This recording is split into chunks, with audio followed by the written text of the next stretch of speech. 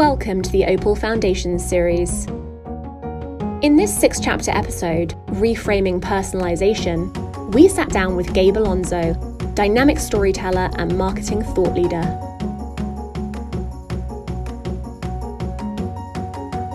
So Gabe, we just spoke about the specific moment that you're trying to tackle, right? And how brands do that. But obviously, as we know, there are many moments that complete this consumer's journey. So how, as a brand, do you organize all these moments into that nice, cohesive journey? Yeah, for sure. So, both at Nike and Activision, we leverage those key insights and consumer moments that came out of those insights to build a bit of a life cycle, or at least a consumer journey. Even if it was a little vague at first, we knew we could sort of begin to sketch out that journey, and over time it would maybe change or morph depending on what we found out. But, effectively it's the typical journey of new, active, buying, repeat, lapsed, right? Right. And so when you mark those out, you start looking at the key moments of truth between those stages. And that could be things like the first login in Call of Duty, or the first workout in your NTC app, completing the campaign in a video game, or winning your first multiplayer match. And as I talked about before, like, we also knew when players would begin to fall out of our funnel, so we could start figuring out, like, okay, at X point, we think people might begin to lapse. So we need to figure out how to tackle that moment as well. And we would kind of make a note of that. And essentially, all this allowed us to look at those before and after, or rather, it allowed us to look before and after at these moments to create the right kinds of interactions with consumers to get them to pay attention again, or keep them doing what we wanted them to do. So effectively, we were trying to get them to form their own habits, essentially. Right. And that's back to what you talked about previously about habits, not resolutions, right? Yeah, exactly. Exactly. This is a forever thing. It's not ephemeral. Right. But joking aside, how are you forming those habits with your consumers?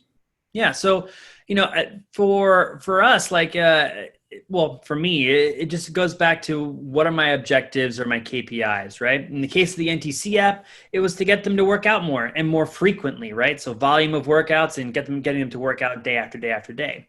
For Call of Duty, it was simple: play more and buy more, right? So once you've aligned to that, you dig into how and when your consumers are doing what you want them to do, or not doing those things, right? And then after a while, you start to see some patterns emerging, and that's when you can lean into, effectively exploit it. And I don't want to say we're exploiting it, but you lean in and you leverage those. Fully utilize. Utilize. There you go. It's a better word. It's my mad scientist sometimes comes out. These are basically, what Gladwell will call the tipping points, or for us, moments of truth, right? And so, because that's when you can kind of fall off the cliff into hopefully something, potentially good or bad, right? Depending on where it is. So the best example of this for me is with the Nike Training Club app. Right. Okay. So we knew that most of our consumers worked out midweek. It was a standard bell curve, right? So go up midweek, and then it would kind of, crest down. So we began aligning our new workout rollouts and push notifications to Tuesdays to drive workout volume midweek and give people that much needed hump day motivation. And overall, it worked. We drove workouts up, retention was great, everybody was super happy, and we were able to now leverage the Tuesday moments as a way to introduce new workouts and new things going on in the app, because we created a habit and an expectation with our community that they were going to get a message on Tuesday about something happening on Wednesday. That's super smart. And then so building off of that, another way is to create those expectations with your consumers on when you're delivering that content and then how often, right? Tuesdays, like I said, we always send a push letting you know what workout to do in the Nike Training Club app. In Call of Duty, we tended to send out our newsletters on Thursdays to prep you for the weekend. And on Mondays, we had push notifications in our mobile app driving you to the This Week in Call of Duty editorial piece. And over time, these kinds of contents become eventized marketing, right? People come to expect that. And then you have an opportunity to cater those experiences to specific audiences. So yeah, this is about personalization, right? Not content strategy, but you have to develop your content strategy first. And once people then once you create those expectations with your content franchises or series, then you can dig into those series to personalize them so that each cohort that you're talking to gets more value out of what they're seeing from you, right? This is exactly what we did with the newsletter. I'm sure that our players didn't know what our targeting strategy was, but we were definitely curating content for people who we knew spent more versus played more, who had different types of affinities or whatnot. But to them, it just looked like a great email from Call of Duty, right? And they were paying attention because they knew it was coming on Thursday. Right. Okay, so I've got a question for you. You talk about your content strategy. Is content strategy and personalization the same thing? I think they are intertwined. I think if you just kind of set it and forget it with some sort of machine learning algorithm or AI, that the lack of strategy that can sometimes come with just those algorithms will create a very confusing experience for the consumer. Right. So linking the two together is what you're saying, and you can have a content plan, but it becomes a strategy maybe when it is that intertwined state you're talking about. Well, yeah, and again, it's servicing that need, right? Your ultimately your strategy is built to service the need that your brand is built on. That's your purpose, right? And so you use personalization to ensure that you're servicing the need in the correct way for that player.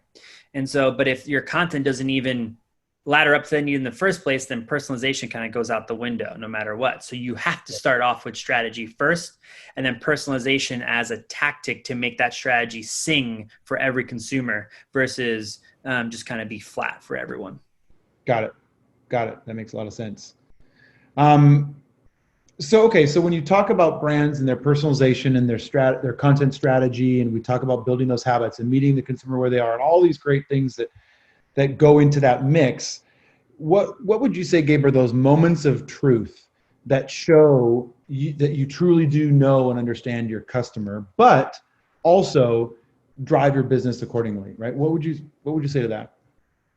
Yeah, I mean, I think it's, for one, it's going to be different for every brand depending on what those KPIs and objectives are.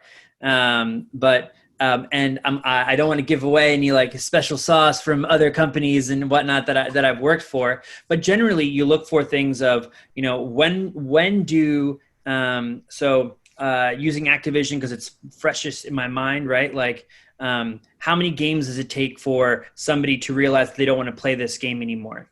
How many different kinds of modes do players play before they realize they don't want to play this anymore? Or do they play more because they play more in different kinds of modes, right? And how long does that take? How many hours do they put into a game before they begin to churn out? And so all these different things then go into, okay, well, if I know it's after 2 hours, somebody churns out, then at an hour and a half, I'm going to send a note or a message somehow, whether it's an email or whatever, and be like, you're not done yet. Check out all these other great ways to get more out of your gameplay. And that 1.5 hours or that 2 hours maybe now begins to turn into 2.5 hours because we've been able to push people forward a little bit, right?